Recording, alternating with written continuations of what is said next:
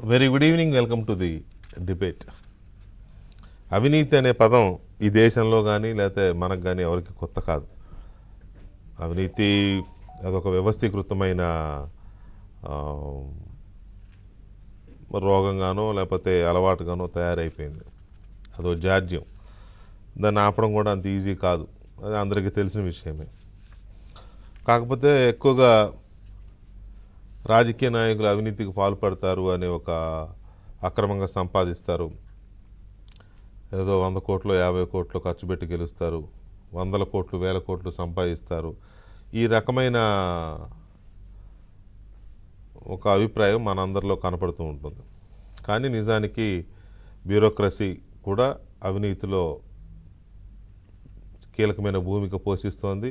భూమిక కాదు, అసలు రాజకీయ నాయకులకి ఒక రకంగా అవినీతిని అలవాటు చేసేదే బ్యూరోక్రసీ అనే ఇది కూడా ఉంది. కొంతమంది బాగా అలవాటు పడిన వాళ్ళు రాజకీయ నాయకుల్ని మచ్చిక చేసుకుని ట్రాప్ చేసి వాళ్ళకి అలవాటు చేసి, ఎందుకంటే వాళ్ళు సంతకం పెట్టాలి కదా ఫైల్ మీద, అలా పెట్టించి వాళ్ళకు కూడా తులం పొలం ఇచ్చి మెల్లమెల్లగా వీళ్ళు తొండముదురు కోసర వెళ్ళినట్టు వాళ్ళు కలిసి దోచేస్తున్నారు. ఇక ఇప్పుడు అది అన్ని వ్యవస్థలకి పాకింది. అన్ని వ్యవస్థలకి, ఆ వ్యవస్థ ఈ వ్యవస్థ లేదు, రాజ్యాంగాన్ని కాపాడే అన్ని వ్యవస్థలకి ఈ అవినీతి జాడ్యం పాకింది. దాని గురించి మనం ఎక్కువగా మాట్లాడుకోవడం పెద్ద టైం వేస్ట్ ఏమో అనిపిస్తుంది.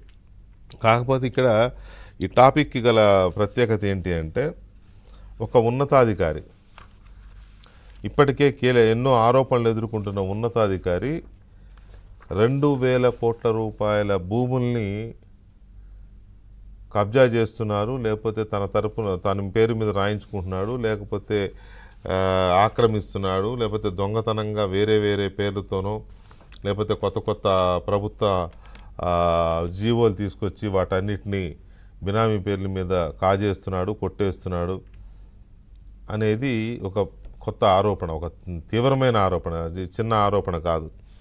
నిజంగా దీని మీద విచారణ జరిపితే మరి ఆ అధికారి చాలా తీవ్రమైన శిక్షలు ఎదుర్కోవాల్సి ఉంటుంది.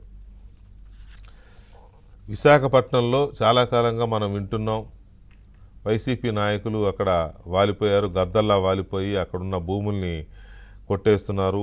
పేదవాళ్ళని, మధ్యతరగతి వాళ్ళని, చిన్న భూములు ఇళ్ల స్థలాలు ఉన్న వాళ్ళని వీళ్ళని బెదిరించి లాక్కుంటున్నారు అనే దాని మీద చాలా పెద్ద చర్చ నడుస్తోంది. అధికారులు కూడా కుమ్మక్క అయిపోయి అందరు కలిసి పంచుకుంటున్నారు అనేది కూడా చర్చ నడుస్తోంది. ఇక్కడ ప్రస్తుతం ప్రభుత్వ ప్రధాన కార్యదర్శిగా ఉన్న శ్రీ జవహర్ రెడ్డి గారు, ఆయన మీద గడిచిన నెలలుగా చాలా ఆరోపణలు వస్తున్నాయి. ప్రభుత్వాన్ని వెనకేసుకొస్తున్నాడని, రాజ్యాంగానికి భిన్నంగా రాజ్యాంగానికి ధిక్కరిస్తూ ఆయన పనులు చేస్తున్నాడని, ఇది తప్పు అని తెలిసినా, చట్టానికి వ్యతిరేకమని తెలిసినా చేస్తున్నాడని చాలా రకాల ఆరోపణలు ఉన్నాయి. ఎక్కడా కూడా ఆరోపణలు తగ్గడం లేదు, ఆయన వెనక్కి తగ్గడం లేదు. ఆయన అనుకున్నది ఆయన అనుకుంటూ చేసుకెళ్ళిపోతున్నాడు. ఆ జగన్మోహన్ రెడ్డి గారికో లేకపోతే ఆయన నచ్చిన వాళ్లకు ఫేవరిజం చేసే దాంట్లో ఆయన ఏమీ వెనక్కి తగ్గడంలా. ఇవాళ విశాఖపట్నానికి సంబంధించి ఈ చర్చ ఎందుకు వస్తోంది అని అంటే, జనసేన పార్టీకి చెందిన కార్పొరేటర్ మూర్తి యాదవ్ గారు, జనసేన సీనియర్ లీడర్ అక్కడ, ఆయన తీవ్రమైన ఆరోపణలు చేశాడు. 2000 కోట్ల రూపాయల విలువైన భూముల్ని జవహర్ రెడ్డి కొట్టేశారు విశాఖపట్నంలో. ఇది చాలా కాలంగా ఈ తంతు జరుగుతోంది. ఆయన కొడుకుని ఇక్కడ పెట్టాడు, విశాఖపట్నంలో మకాం వేయించాడు కొడుకుని. కొడుకు ఒక్కడే 800 ఎకరాల డీల్స్ చేశాడు అనేది ఇందులో సారాంశం. కొడుకు ఒక్కడే 800 ఎకరాలు డీల్స్ చేశాడు అనేది ఒక ఆరోపణ. అయితే ఈ మధ్య భోగాపురం ఎయిర్పోర్ట్ పనులు పరీక్షించాలి అనే పేరు మీద వెళ్ళి అక్కడ 2 రోజులు మకాం వేసి ఆ 2 రోజుల్లో ఈ భూములకు సంబంధించిన డీల్స్ కూడా పూర్తి చేసుకున్నాడని, దాంతోపాటు నిత్యం పేదల జపం చేస్తూ ఉంటాడు కదా ఈ ముఖ్యమంత్రి గారు, ఈ ప్రభుత్వం. వీళ్ళు కొట్టేస్తున్న భూములన్నీ దళితులు, గిరిజనులకు సంబంధించిన అసైన్డ్ భూములనే వీళ్ళు కబ్జా చేస్తున్నారు అనేది మరొక తీవ్రమైన ఆరోపణ, జనసేన మూర్తి యాదవ్ గారు చేస్తున్న ఆరోపణ. సో ఈ ఆరోపణలకున్న